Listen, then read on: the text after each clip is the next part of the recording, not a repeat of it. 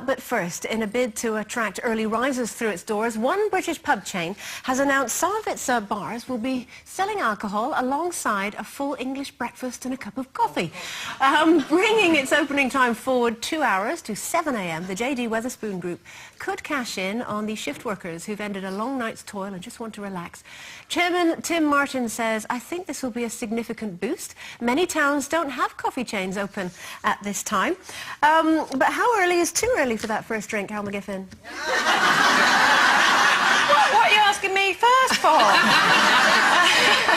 Well, do you know, look, you have to look at it logically. Now, when you're going on holiday, say your flight's at, say, 7 o'clock in the morning, and you're going to somewhere like Thailand, which is 7 hours ahead, that actually makes it 2 o'clock in the afternoon. So 7 o'clock in the morning would be quite a normal time to have a drink, because they say to you, you should change your watch to your destination time before you leave the country. So yes, I do have a drink in the morning, but when I was in France as well, and we say about shift workers and things like that, you know, not everybody's on the same time. Not everyone's got the same body clock. And in the markets in the south of France, I remember being there thinking this is great, because we'd gone with a chef and, you know, to get the food for the restaurant, and we were walking around and every single bar was open and almost everybody was having a little glass of rosé wine or a beer or a little glass of champagne. It was probably 7, 8 o'clock in the morning, and it just seemed perfectly normal. That's why you were moving to France. That's right. And also, I'll tell you something else I used to do, breakfast radio, and I used to get up at 3 o'clock in the morning, and you know what that's like. So by 10 o'clock in the morning, it's lunchtime. Yeah. So have a beer. You just mentioned something that I find just hideous and gross to look at. When you go to an airport and it's 7 o'clock in the morning, 8 o'clock in the morning, and there's a group of lads on the beer. I mean, it's 8 o'clock, you should be drinking tea! It doesn't matter, it's gross, it's all your holiday starts I at the don't know, I just think, airport. no, but it must taste horrible that time of morning. I think, though, airports are almost like a timeless zone, you know, because it's not really the real world when you're in an airport. But in terms of, you know, a regular pub opening its hours, you know, opening its doors a little bit earlier and going for a tipple first thing in the morning. I know what you mean about shift workers. I mean, working in breakfast telly, by the time it was lunchtime, that felt like dinner. And I very rarely met friends for dinner. I would meet them for lunch. The terrible thing is, though, you try and keep up. Yeah, that's and it's awful. You're staggering down the street at 5 o'clock in the afternoon. Worse, it doesn't look so bad at 11 o'clock at night.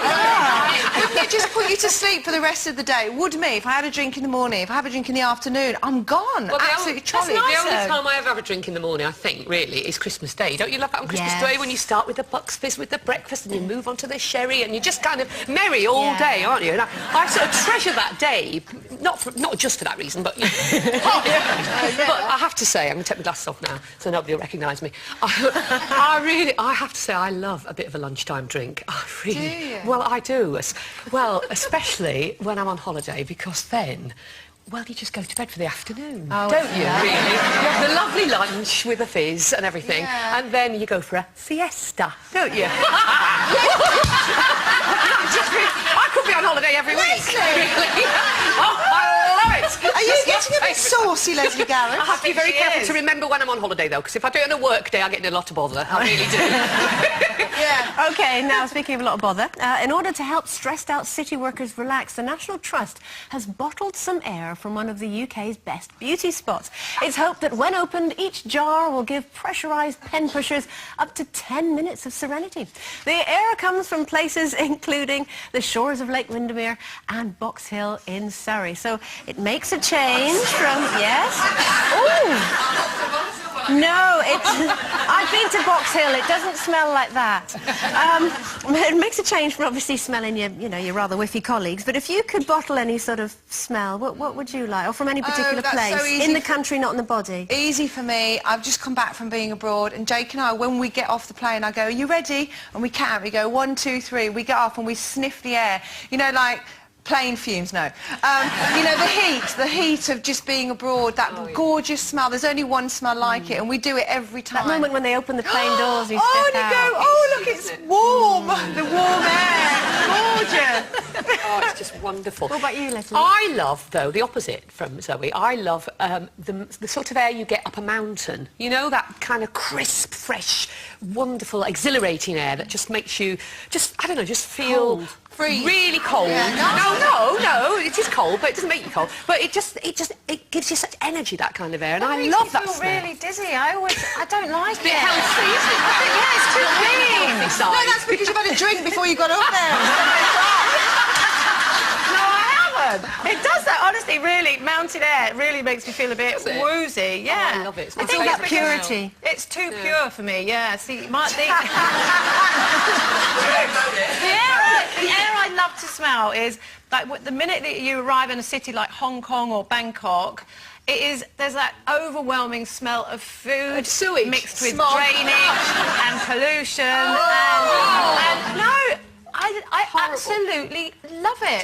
And occasionally you'll get a whiff of a thing called durian fruit. Have you heard of durian fruit? Have you heard of it?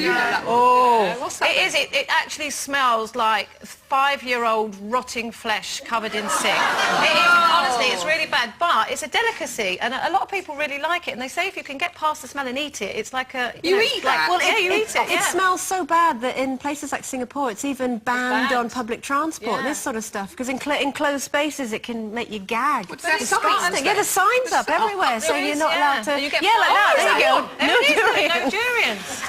So there. And because it really stinks. It looks like a hand that's grenade. part of the city to me, and I love that smell. I love getting in, even the smell of the drains. I love it. I know that. There is something wrong with you, Carol. You know, they say that, smell is one of the most evocative of senses. The smell of my childhood, to me, is, you mentioned heat, because I grew up in the Caribbean. It's the smell, I grew up on a sugar estate, and it's the sweet smell of sugar once the cane's been harvested. Yeah. And it's lying in great big piles. It's either been already chopped and sort of crunched up, ready to be made into sugar. And I remember as a little girl, you'd lie in bed, and when the air was very still, and then the wind would blow, and you'd lie in bed, and you could just smell sweet air. It was lovely. If I could bottle that. You see, when I was brought up in Kent, which is actually the home of the hops, and the large breweries. Don't say. Here we go. Seriously. Here we go. Honestly, and when they were brewing the beer, there was this just amazing. So that's why you grew up the way you have, and that's why I'm sickly sweet. That's why you like chocolate and I like a pint. Exactly. Okay.